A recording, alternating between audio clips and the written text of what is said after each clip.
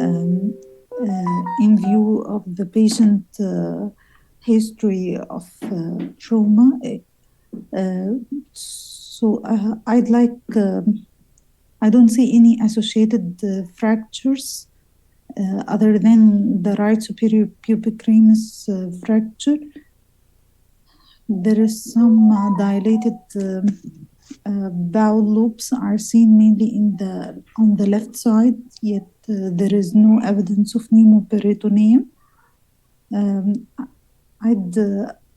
I'd refer this patient for a CT with contrast to see if there is an active bleeding or active active arterial extravasation.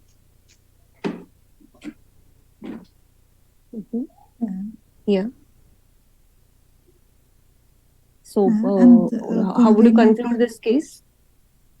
So it's mostly a case, post-traumatic case with fractured pelvis and abnormal bladder shape, likely secondary to a hematoma, a pelvic hematoma. So I'd convey my finding to the referring physician, urgent surgical referral.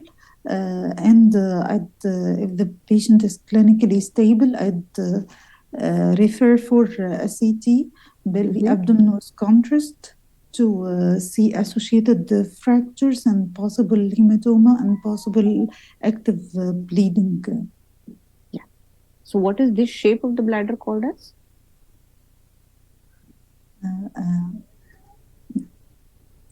Pear shaped. Yeah. So, this is your next case. So, this patient is an elderly patient who had presented with left neck swelling. You can ask me for control, or I can scroll for you. Okay, I'll ask for control.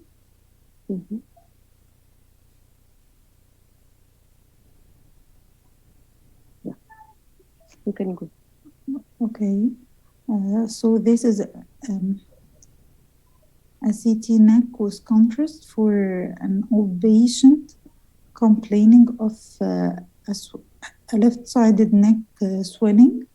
I can see multiple air lucences are seen within the root or floor of the mouth, and also there is a large air containing is seen in the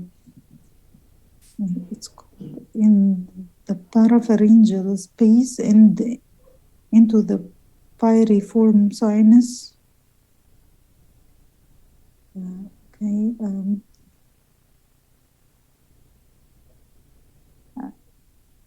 I am searching for any associated injuries, possibly. I don't see.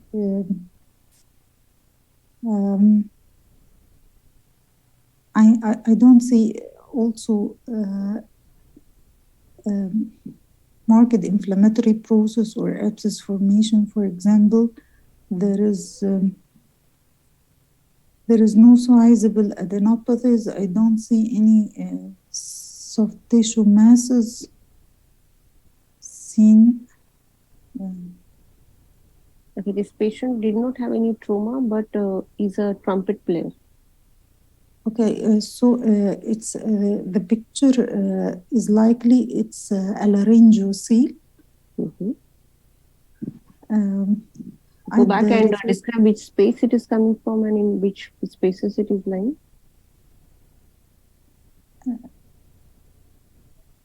I think this is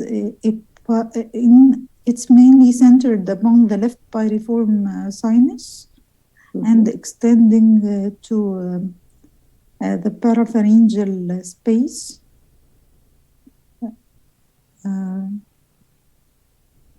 There also associated air lucences in abnormal location. Maybe it's partially ruptured. No, ignore those mouth, oral cavity air lucences. So it's most likely a laryngoscale, and I'd refer for EMT specialist for further treatment. Okay. Anything else you would like to look in this patient? I'd like to see assess the vocal cords. I didn't. Okay. There is a soft tissue thickening in the anterior aspect of the larynx, also seen. So in this patient, okay, there is also. I'd like to check in the bone window for possible destruction of the thyroid cartilage. I don't think so. There's a bone window. This is this is a lung window actually. So, what are you looking for when you're talking about destruction of thyroid cartilage? Possible laryngeal carcinoma with invasion of the thyroid cartilage. That's okay. Fine. Next case. This is a 25-year-old patient who has presented with chest pain and breathlessness. Okay, so this is a chest X-ray frontal projection of a 25-year-old female male presented with shortness of breath. There is evidence of large left-sided pneumothorax. I can see bilateral reticular and cystic changes in both lungs. Okay. There is no evidence of pneumothorax on the right side. There is no associated rib fractures.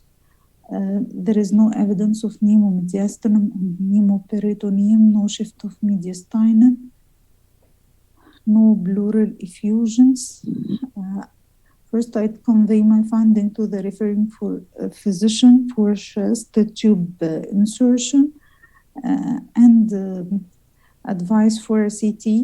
These cystic changes are seen implicating the upper and mid zones with the relative sparing of the bases. In a young male, if there is a history of smoking, I'd be concerned about Langerhans cell histiocytosis. So I'd like to correlate with the patient history and refer this patient after tube insertion and the stabilization of the patient for a high resolution CT chest for further assessment of the underlying condition. Yeah, this patient had a history of smoking. Okay, so this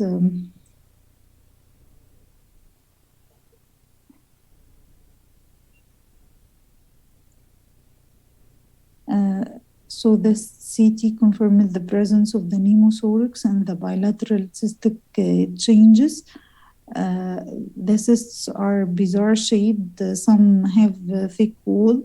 There is also associated nodules seen. They are mainly affecting the upper lobes with some consolidative changes are seen in the basal segment of the lower lobes. So most likely it's a case of Langerhans cell histiocytosis complicated by pneumothorax, and here a chest tube was inserted on the left side. So I'd refer for a chest physician and advise for cessation of smoking and lung pulmonary interstitial MDT may be advised for further treatment.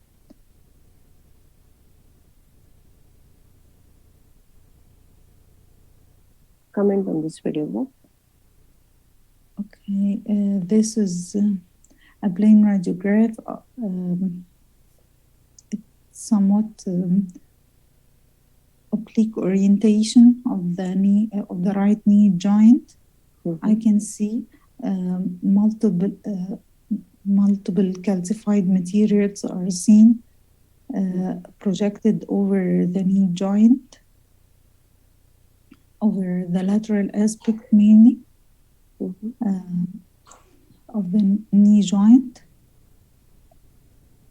I'd like to, okay, this is the frontal projection and the lateral. They are seen in the prepatellar and infrapatellar regions.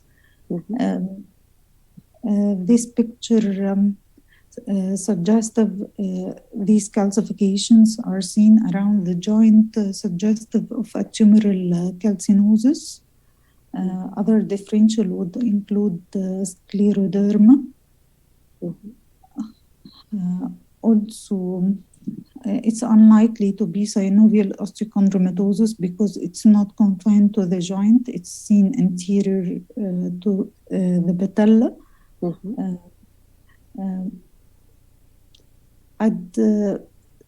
I'd correlate with the patient clinical condition and if this tumoral calcinosis primary or secondary, for example, to hyperparathyroidism.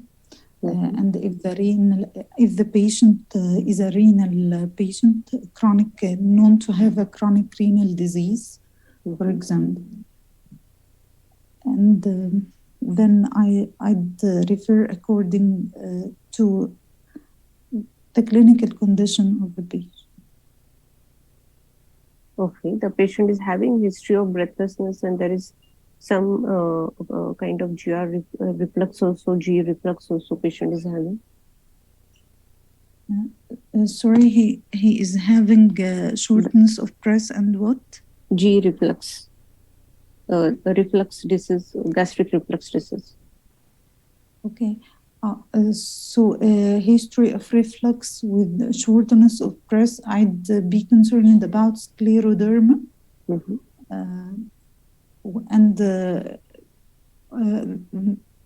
possible associated interstitial lung pulmonary fibrosis, the cause of the dyspnea, and the esophageal reflux due to esophageal patulous gastroesophageal junction. What other systems do you expect to be affected in this condition? I'd like to check mainly the hands. They are affected. We can see acroosteolysis.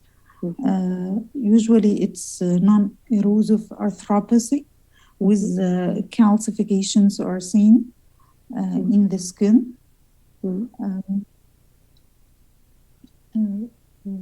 Mainly, it's a disease mainly affecting the skin and the smooth muscles. There is also affection of the small intestine with dilatation and thickening of jejunal folds, giving the hidebound appearance on follow-through examination. These are the main finding I remember. This middle-aged patient, she has presented with mixed hearing loss, and on examination there was some soft tissue, that reddish soft tissue that was seen in the right middle. Okay. So these are axial cuts bone window of the temporal bones.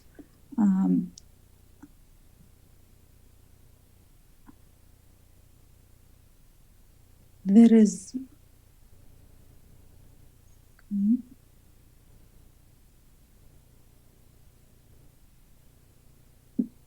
in the, I think it's in the epitympanum, there is a soft tissue density is seen, yet there is no evidence of ossicular disruption.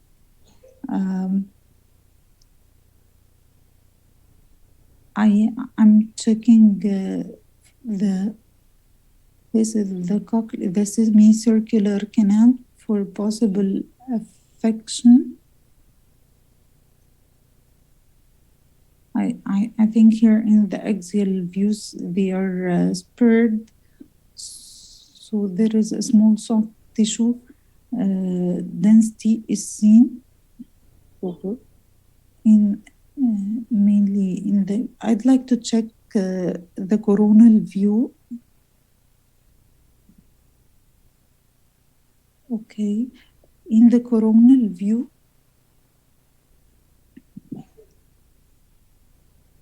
there is a soft tissue density is seen. I think the scutum is not disrupted also. The ossicular chain is still, although the stapes is somewhat affected, yet the incus and the malus are preserving its shape. There is no dehiscence of the medial wall with the. I don't see affection of the semicircular canals.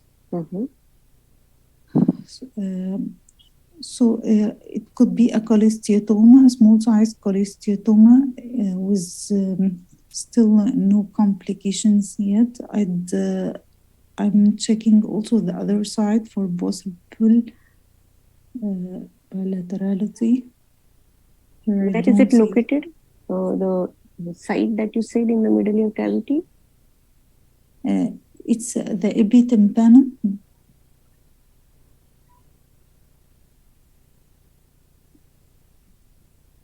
What would you do next? It's not. I'd refer for ENT and cholesteatoma. MRI may be helpful, as I can see diffusion restriction on MRI. So I can refer for MRI for confirmation and to see if there is associated diffusion restriction and refer to ENT specialist for further treatment. What will be your differential diagnosis in this patient on whom examination there was a reddish mass which was seen? In examination, there is a reddish mass? Yeah. Okay. In examination, if there is a reddish mass, I'd like to have a contrast study for possibility of glomus tympanicum.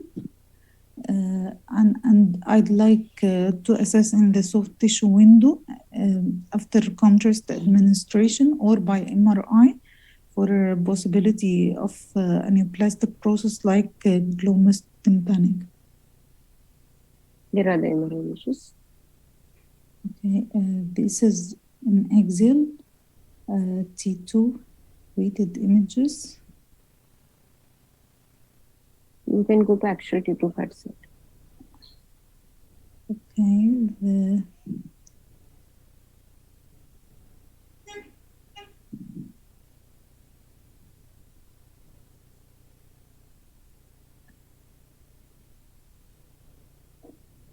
there is evidence of mastoiditis.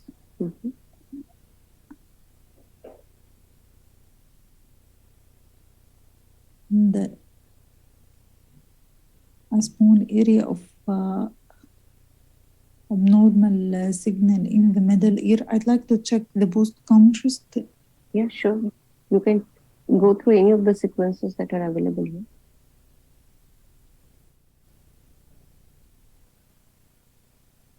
Okay, and this is on the post-contrast study. It's enhancing, so I'd be concerned about glomus tympanicum. I don't see any other similar lesion in the contralateral side. Here, I don't see any associated enhancing masses. So this is a case of a glomus tympanicum. I'd refer for ENT specialist and maybe interventional radiologist for possible preoperative embolization. That's it. Yeah, sorry to interrupt you there, Dr. Swati. I think we are already Okay. 4 to 5 minutes past time. Yeah. I, Fine. I was actually using a different microphone, so maybe I was not audible. So Yeah, if you you were could not just audible. if we could just wrap up this viva candidate, and then we'll take the next candidate. Yeah, I think in case if she can give me this thing, I can go to the cases and show them. Yeah. So we start from this case. You had picked up this finding. You had taken the clue of reddish mass very properly. Whenever you are, the only thing is localization. You did not do it properly. It is your. This is in over the cochlear promontory, the base of the cochlea, the basal turn Yes. over there, and there's no bone destruction over there. These findings you picked up very well. On axial T2 fat sac, the region is appearing hyper intense. So your differential diagnosis list was limited in this condition. In this case, there were a number of other differential diagnoses that you could have given, like cholestatoma, then your this glomus tympanicum, then even facial schwannomas. These are the differential diagnoses that should have come down. And on seeing this, you could have said that I have ruled out cholestatoma as it is not, it is appearing hyper intense, which is not expected for cholestatoma. Plus, it is enhancing, so that thing is ruled out. Rest you did it properly. Also, whenever you are getting a case of glomus tympanicum, make a comment that the jugular burp is normal. So you are letting the examiner know that you have ruled out, glomus jugulare, which can sometimes project into the middle ear cavity. Yes. Dr. Swati, may I ask one question from the candidate, please? Yeah, sure. Yeah, candidate 1, what are the 3 parts of the middle ear? Just an anatomy question. You said epitympanum. What are the other 2?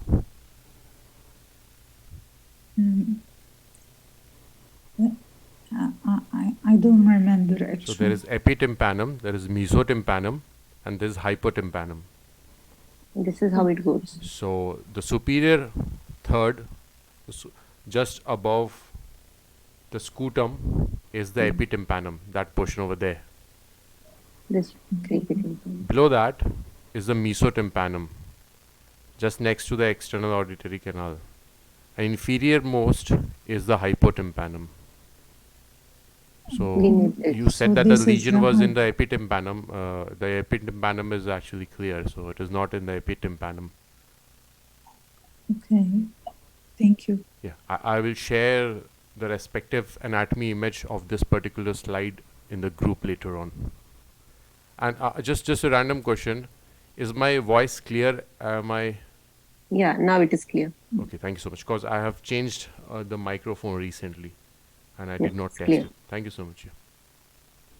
This case also you took it very well. This was just for discussion, the differential diagnosis list and what you are expected, what findings you are expected to know in a scleroderma, which you took it very well. This was excellent. Thank you. Yeah, this case also you did very well. You asked for the occupational history. You asked for the history of smoking. You described the findings very well on X-ray as well as CT. You have to make, whenever you are talking about cystic disease, always say that the lung volumes are maintained. So, you are ruling out many other this thing when reticular shadows are seen in this manner. Yes. This case also, yeah, I think you have to know your neck spaces very well.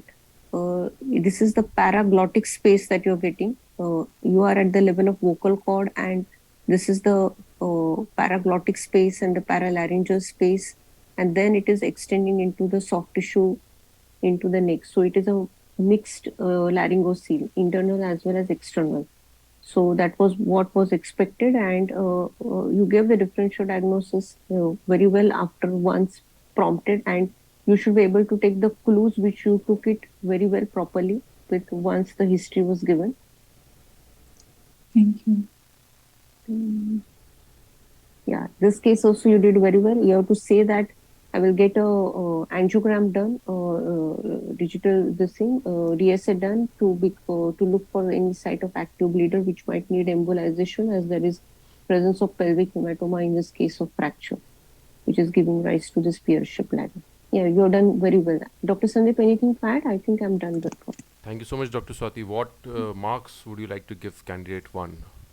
I'll give her 7. 7. Okay, thank you so much, Dr. Swati. Very Thank you so beautiful much. cases. Candidate 1, stay with us. I need to give you a few feedback. I would give you a 6.5 out of 8, but I think Dr. Swati 7 out of 8 is more correct. Few things which I would like to tell you is your plus points are that you are clear in what you say, so that is good. Descriptions are very good. The best thing about you is that you repeat the history after the examiner has told you the history. Just before describing the entire case, you're giving out the history again, so that is very good. You should do this in the exam as well. Your knowledge and your differentials are very good, so keep it up. And few negative points which also you should keep in mind is you are a bit slow, so you will have different kinds of examiners in the exam. So some might be very enthusiastic, some might be very fast in how they speak, some might be slow, but you have to maintain a certain speed of your own. So if the examiner is speaking fast, it doesn't mean that you have to go fast, and if the examiner is speaking very slow, doesn't mean you have to slow down. So you have to pick up a certain speed, find your own perfect speed, and continue using it in the practices as well as in the actual viva. So be a bit fast. And one more thing, you have a tendency of not scrolling the entire scan. So just before starting to speak, I would suggest to scroll everything at once. If you have seen a certain finding in a certain location, that does not mean that that is the only finding in that particular case. You might have more findings elsewhere. So you might actually, what sometimes will happen, that you might have a larger lesion somewhere else and you might be wasting time over a small inconsequential kind of a finding. So scroll to the entire thing once and then you can start speaking. That is the second point. And the third is to wrap up the case. So what you are doing in almost all the cases, you have a tendency of you keep going on about the case, about the negative findings and the differentials, but you have to find a balance where you have to wrap up the case, summarize, complete it with the management and stop, so that the examiner comes in, maybe gives you a few feedback, maybe asks you a few questions, or maybe then shows you the next case. So that is something you need to think about. One thing regarding the pneumothorax CT scan, you said that the intercostal drainage tube was on the left side. You did not mention whether it was in position or not. That is extremely important. So it was definitely on the left side, but it was definitely in position also, but you have to mention that, because sometimes in the exam it might not be in the position. Okay, thank you so much. All these, other than that, well done, very well done. You're doing good. Keep reading and keep practicing. So we move on to the next candidate, candidate 2. Candidate 1, kindly mute yourself now. Thank you so much. Thank you so much again, Dr. Swati. And Dr. Deepti. Shall I stop sharing? Yes, please. Thank you so much.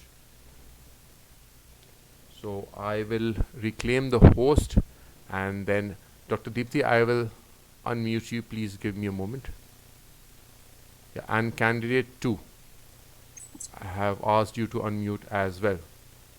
Meanwhile, the rest of the members, it would be preferable if you use your original names, because we want only the people who are in the March group to join us. So people who are named as DJ, Dr. B, I might remove you if I get time. So please change your names. HF, iPad 2. I prefer not to have these names, rather than I would like to have people with the actual names. So please change your names. Dr. Deepti, you're here, right? Candidate 2. Yes. Candidate 2, are you here? Yes, sir. Yeah, please be a bit louder. And Dr. Okay. Deepti, I think you need to unmute yourself again. Yes, Dr. Deepti, are you here with us? Yes, I am. Thank you so much. So, Dr. Deepti, I am making you the host. And here you go. Please let me know when I should start the timer. Start the timer. Thank you. Patient is a 30-year-old female with the breathlessness. Okay, so I'm presented with the X-ray of a skeletally mature female patient. On the X-ray, The most striking abnormality I can appreciate is the well-defined opacity in the region of the left AP window region. Apart from that, I'm trying to look for any signs of lung collapse. Uh, I cannot appreciate any signs of lung collapse. There is no evidence of any pneumothorax. The rest of the lung parenchyma appears normal. There is no evidence of pleural effusion. So, looking at the opacity in the region of the left AP window, my differentials, as the patient has come with breathlessness, it could be an impacted mucoid mucus. It could be an impacted foreign body, but there is no area of hyperlucency. It could represent a lymph node, or it could represent an endobronchial tumor. So I will correlate my findings by first of all informing the clinician, and to further characterize this opacity, I will do a CT for this patient.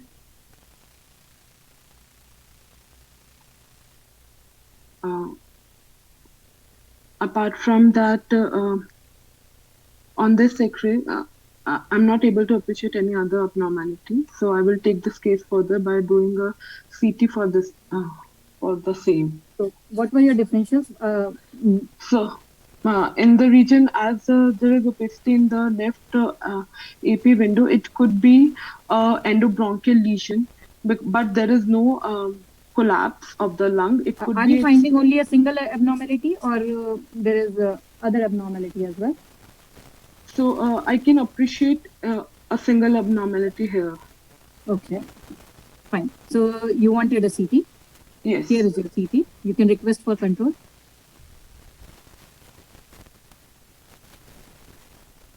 Here you go. Yes. Okay, so I'm just scrolling through the images.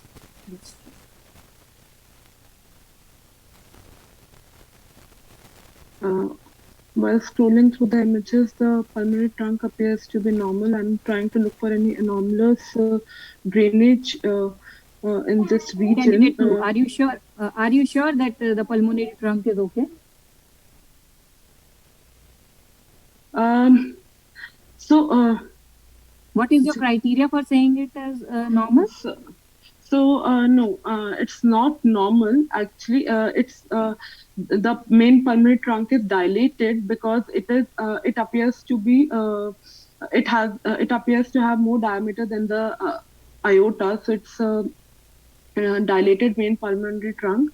I'm trying to look for any filling defect in the main pulmonary artery or its branches. There is no filling defect in the pulmonary artery and its branches, but now my concern is to look for any anomalous drainage. So here till here, what is your diagnosis? What are you thinking? So since the patient has presented with pulmonary breathlessness and the pulmonary trunk is dilated, so it's a pulmonary hypertension. But there is no thrombus. So I'm trying to look for the other causes for pulmonary arterial hypertension, which could be any, which could be due to underlying lung diseases, which could be due to any atrial septal defect or ventricular septal defect. So did you find that? I'm trying to localize the same. There is no arterial septal defect. Okay. Again, but and even there is no ventricular septal defect, but I can see that there is an anomalous drainage. Where is the anomalous drainage? I'm just trying to localize that. There is no anomalous drainage. You can take the lung window and describe the findings, please. Okay, so in the lung window, I can see that there is a mosaic attenuation, ground glass attenuation in the entire lung parenchyma.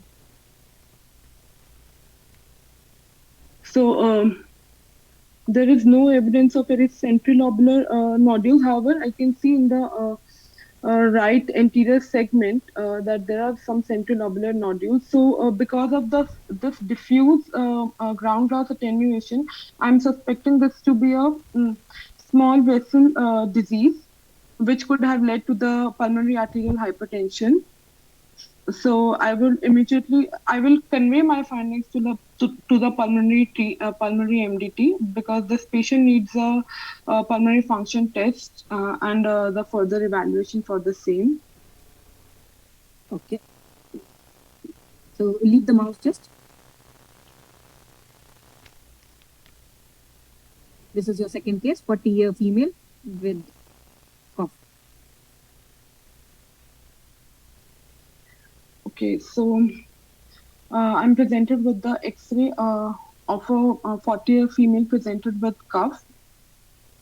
On this X-ray, I can appreciate that there is a opacity in the left hilar region.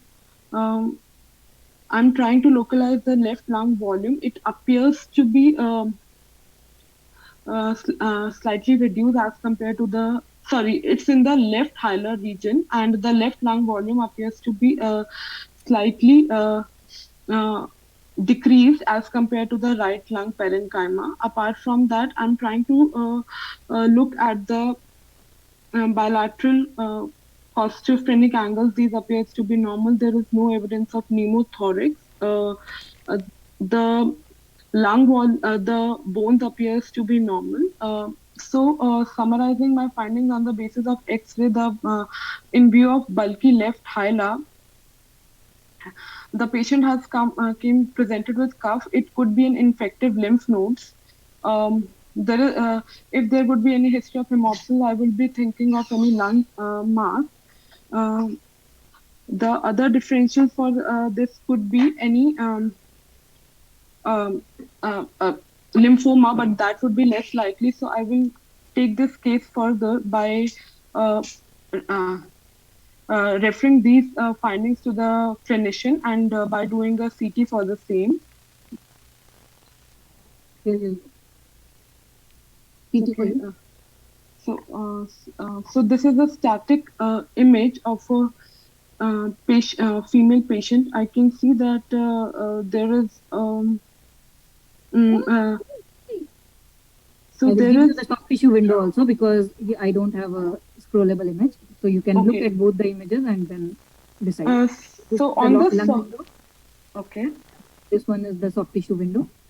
So in the soft tissue window, I can appreciate that there is a low density area in the left hilar region, and on the lung window, I can I go to the lung window? Yes. Yeah. So in the lung window, I can appreciate that this could represent dilated bronchi, because there is low density in the lung window. So it could represent the patient has cough, and I would ask the history of asthma, because this could represent allergic bronchopulmonary aspergillosis if the patient has recurrent histories.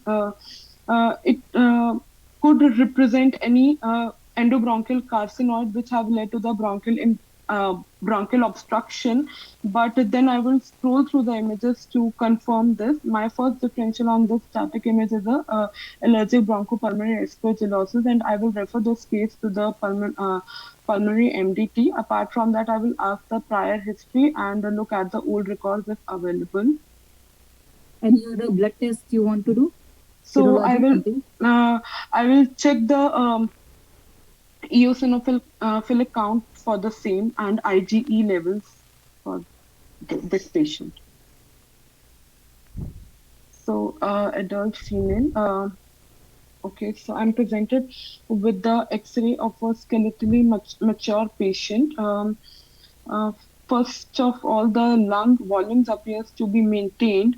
Apart from that, I can see that reticulocystic opacities seen in the bilateral lung fields. There is no evidence of obscuration of the costophenic angles. There is no evidence of any pneumothorax. the lung parenchyma appears to be maintained. So, in view of the reticular cystic opacity with maintained lung volumes, it could represent a cystic lung disease, which I will ask the history of smoking. It could represent a Langerhans histiocytosis. My other differential would be lymphangioliomyomatosis, but the costophrenic angles appears to be normal. There is no chylous effusion. The less likely differential would be cystic fibrosis, but there is no frank bronchiectasis to say it as a cystic fibrosis. So I will ask the history, look at the previous record for the patient, and will do a CT for the confirmation of the diagnosis. Can scroll through. Yes. I'm just scrolling through the images. Mhm.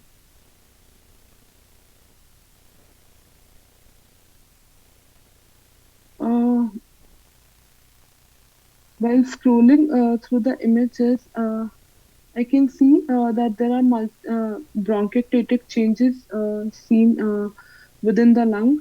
Apart from that, there is irregular reticular opacities, and the other thing is that there is subpleural cystic changes, and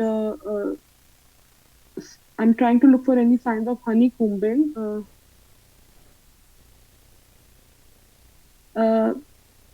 There is a honeycombing in the apices, but there is no as per apico-basal gradient.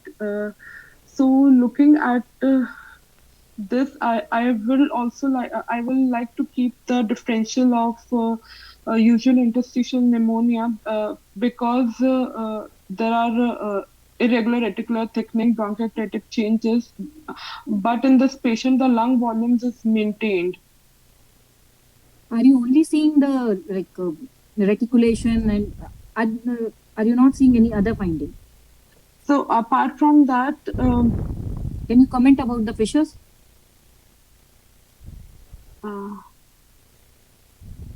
Okay, so there is irregularity along the fissures. I will first say she's a female. It could represent lymphangitic spread for the same. So I will ask the history and I will look this patient in the mediastinal window to look for the breast parenchyma. Here. So because I'm suspecting now lymphangitis carcinomatosis, I'm just keeping the differential. So I'm trying to look at the breast parenchyma.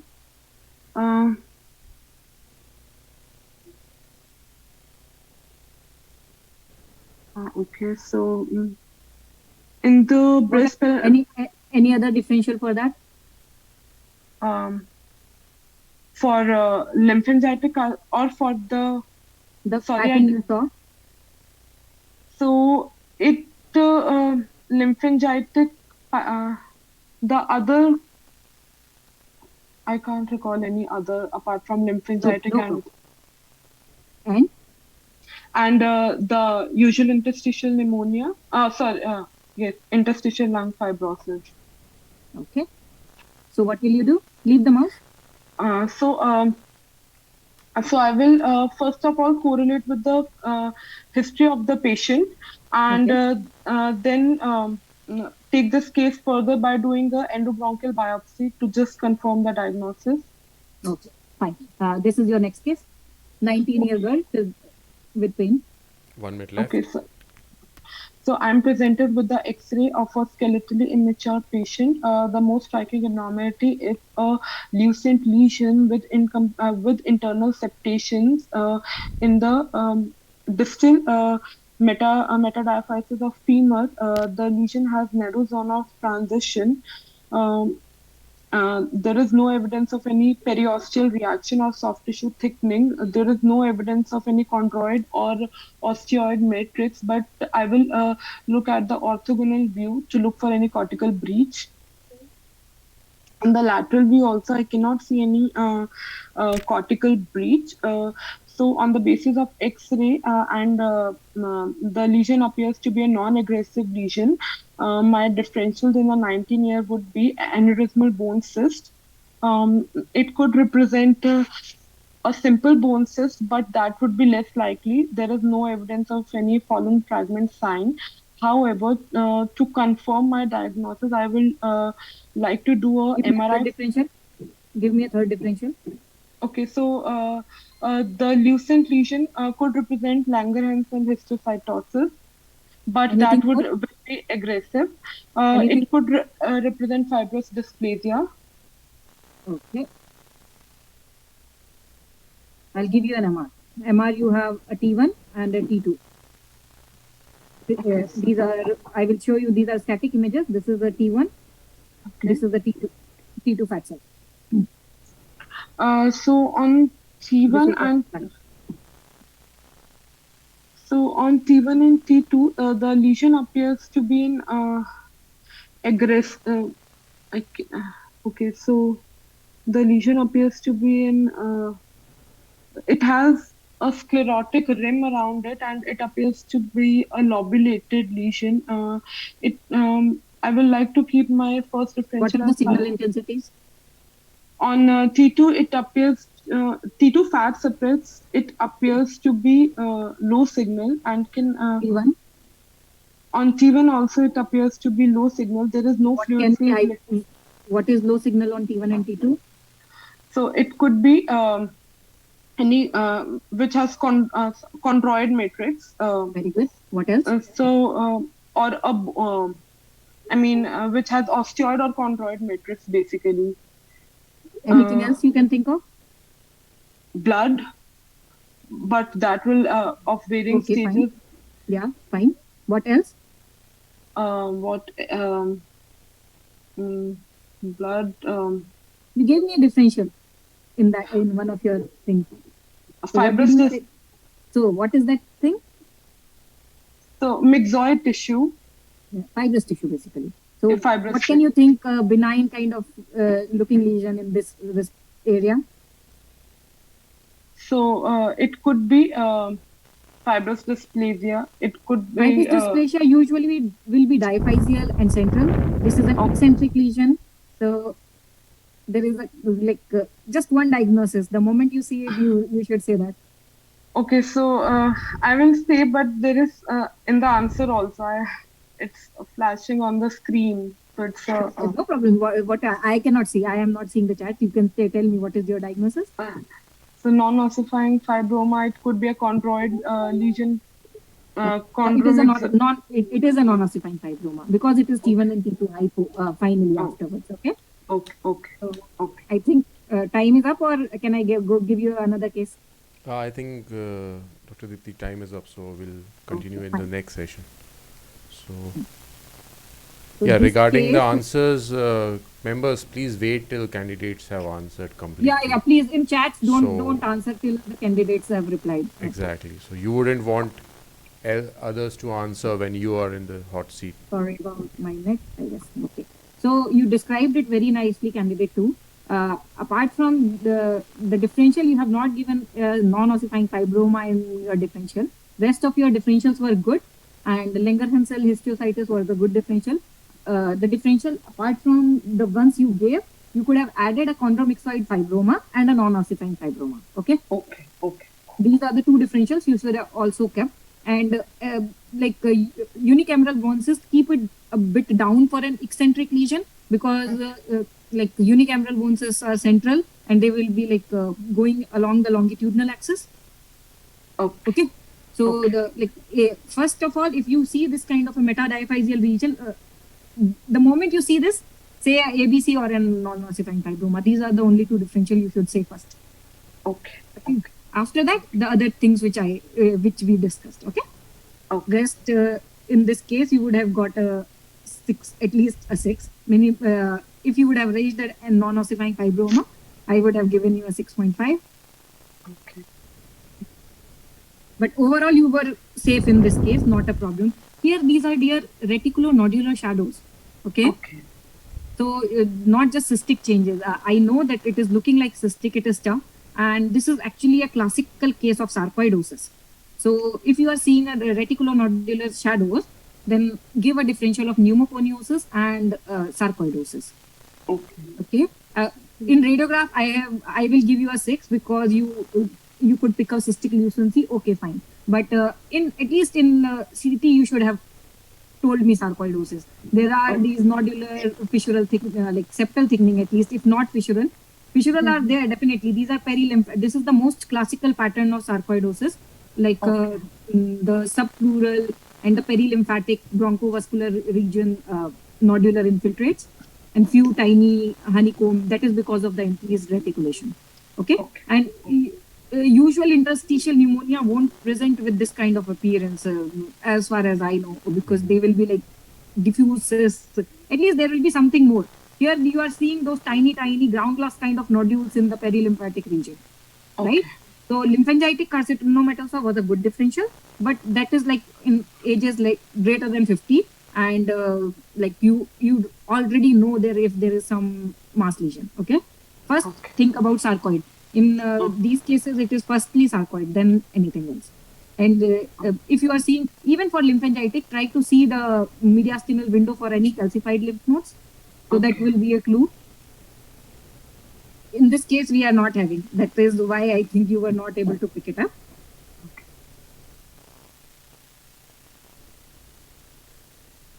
So this case, the radiograph was defined very nicely. You can use the word tenting of diaphragm here. There is volume loss with tenting of diaphragm. This was a case of allergic bronchopulmonary aspergillosis. Here in the radiograph, you can also see some tubular lucencies in the right paratracheal region. It is difficult to appreciate, I agree, but there are some tubular lucencies. So here also we can see the bronchiectatic changes. And in the CT, you could easily say that it was a ABPA. And allergic bronchopulmonary aspergillosis, endobronchial lesion you had already told. You can also say that if the patient is hospitalized, like in the ICU, I would be also thinking about bronchoceles, like just like inspissate secretions and all. Okay. Apart from that, good. This case, dear, this case you should have easily picked up. There are bilateral pulmonary artery dilated. Can you see now? See, this is on the left I can see, but on the right side I'm not able to appreciate. On the right side, can you see this one? This lining? Yes. Even if even if you are seeing a unilateral, you should come. Did you comment about the cardiothoracic ratio? No. You should comment. If you are seeing any like hilar lesion, comment about the cardiothoracic ratio. Because if you get a cardiomegaly, then you can easily go towards those ASD, VSD which you were talking about. And in CT, the moment you have started scrolling, you told that pulmonary artery is normal. Compare it with the ascending aorta, and then you say that it is normal or not normal. Because you are seeing something in the aortopulmonary window, you did not see a lymph node here while scrolling. So at least in CT, pick this up that main is dilated, bilateral are dilated, and then you rightly said that you are looking for any thrombosis, which you did not see. You did not see any like collateral or anomalous vasculature. You did not see any ASD, VSD. You did not comment about the right heart is enlarged here. Can you see the interventricular septum is deviated towards the left side? The right atrium and the right ventricle is dilated. So these are right heart strain. This you should have commented on. Apart from that, in the radiograph, this was actually an idiopathic pulmonary hypertension. The tiny nodules you are seeing is called as capillary hemangiomatosis. These are dilated arterioles, just nothing else. Okay? Because you did not find an ASD, you did not find any other diseases. So, but your differential of small vessel vascular disease with pulmonary artery hypertension would go. Only thing is, if you see a pulmonary artery hypertension or a pulmonary artery dilated, then you have to say a 2D echo correlation rather than just for pulmonary function test. Okay? A 2D echo. Remember that word, 2D echo. That's all. That is the only thing which I wanted to add in this case. And this is just idiopathic. You have ruled out everything. Then you are saying about idiopathic pulmonary hypertension. Okay, that is called as capillary angiomatosis. Okay. I think this is your first case, right? Yes. Thank You you. had a question. Was I strict? I'm sorry if No. The cases were very nice, and I mean, I hope you this will will be help me to improve. Yes. so you overall you are doing good. The overall process of thinking is good, and try to if possible, try to see more cases. That is only which can help. Okay. I will just see the chat if anyone. Yeah, meanwhile, candidate 2, please stay with us. I don't think anyone has any questions. So thank you.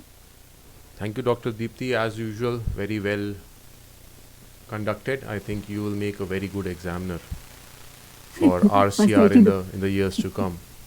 So candidate first I 2, should pass.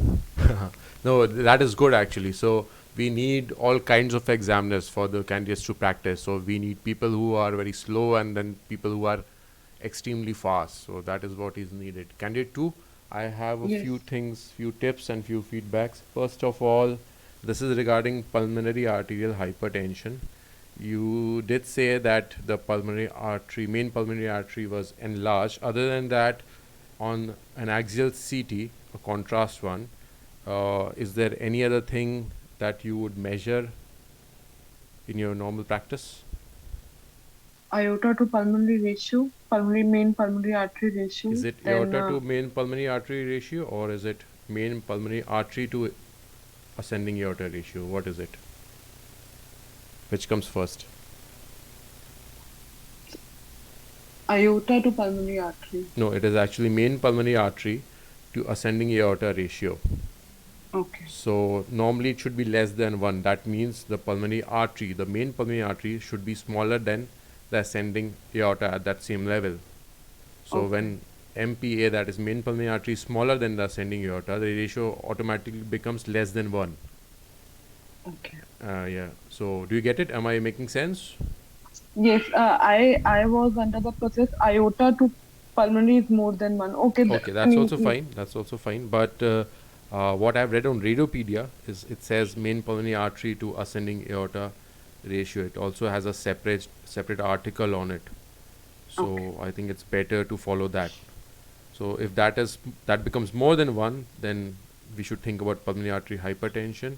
And in the normal dimensions, what is the diameter of the main pulmonary trunk, which is generally used as a cutoff? It's less than 2.9 centimeter or 3. Some articles say 3 or 2.9. Okay, so it should be less. Normally, it should be less than 2.9 or more than 2.9 centimeter. Less than. Yeah, you're correct. 2.9. So more than 29 or more than 30 millimeter, that is more than 2.9 or 3 centimeter, depending on what reference you're citing, is to be considered as a cutoff. So that is good. Other than that, there's one more question. Do you know something about juxtaphrenic peak sign? Because there's a case which made me remember this sign. There's nothing fancy, but do you know what is juxtaphrenic peak sign? So there's tenting of the diaphragm in case where ABPA, in the case of ABPA, I guess there was juxtaphrenic peak sign. Exactly, that you are correct. But what is a juxtaphrenic peak sign apart from that ABPA case? I can't recall exactly, but there is tenting of the diaphragm. Good. That suggests some type of volume, lower lung volume loss. Okay, no, so I'll stop you there. You're correct in saying that it is the diaphragmatic tenting, and it is usually due to a collapse in the left or the right upper lobes. It can sometimes be seen in the middle lobe collapse as well, but it is either one of the two upper lobes that have collapsed. Okay. And that is one question. And after this, with regard to ABPA that you referred, avoid abbreviations. So don't say PAH, PA, ABPA, use full forms. You, in one of the cases, you said AP window. So we do refer aortopulmonary window as AP window in India, but that might not be the case in NHS. Okay. So avoid using any abbreviations in the exam. Even the Okay. common ones you try to avoid. This is what most of the examiners, most of the courses they tell us. So avoid doing that. Other than that, you were good. I would give you a 6.5 out of 8. The plus points about you is that you are very verbal. You keep speaking no matter what happens. You keep saying whatever you are doing, whatever you're looking at, that is how other candidates should do. So even if you're not describing any findings, but you're just looking at the bones, you can say that I am looking at the bones right now. They look normal. I'm looking at the upper lungs. They look normal. The humerus looks normal. Just keep going on. So that is good. Basically, you have to keep improvising. You have to imagine as if you are the main actor in a stage play, and all the focus lights, everything is on you, and all the audience, everyone is looking at you, so you cannot stop, you cannot pause, so you can keep speaking. You have to complete the show, that is 1 hour. Both the half hour vivas, you are the main actor, you have to improvise somehow, you have to complete it. You're very verbal, your descriptions are good. The another thing is you take permission before scrolling, you're clear, and then you complete the management, that is also good. One more important thing that you did is you said that you will compare with old records, old reports, old findings, so that is good. The negative points are try to scroll a bit slowly. Okay. That means don't be in a hurry to scroll fast, so you can scroll through things very slowly and then speak about it. That actually will make you less anxious about the case as well. And then Okay. abbreviations, I've already told you. You did not repeat the history, so do that, Okay. make it a habit. That's actually a good habit with most of the successful candidates, they do. So repeat the history, that actually makes you remember everything. And regarding that lung case, I would suggest you to read about interstitial lung diseases and their CT findings. So do you know the difference between definite, probable, and possible usual interstitial pneumonitis, that is UIP? Right now, I have to read it Okay, again. sure. Just go through it.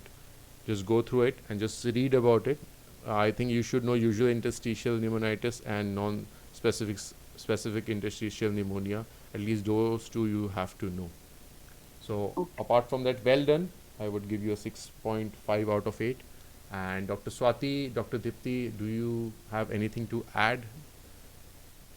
For the second candidate, I would just say avoid using word X-ray. Use word radiograph instead. I agree, yes. I agree. Dr. Dipti, do you want to add anything? No, that would be all. Anyone Thank you. else in the chat wants to add anything, wants to ask a question? So I think that is enough for today, and both the candidates did well, both examiners excellent as always. Thank you so much for helping me out, Dr. Dipti and Dr. Swati. We'll meet again Thanks. Pleasure. after, is it after 3, is it? Yeah, after 3 days, that is on Friday. So I'll tell all the members something, that I actually have to travel to UK, London next week.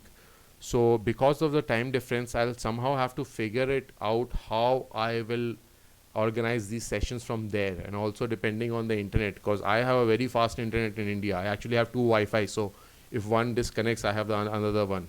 But in UK, I'll have to figure out what the situation is, and so it might be a bit erratic, but we'll somehow still manage to conduct these sessions. So see you on Friday now, and Yeah. good night for today. Yeah. Good night.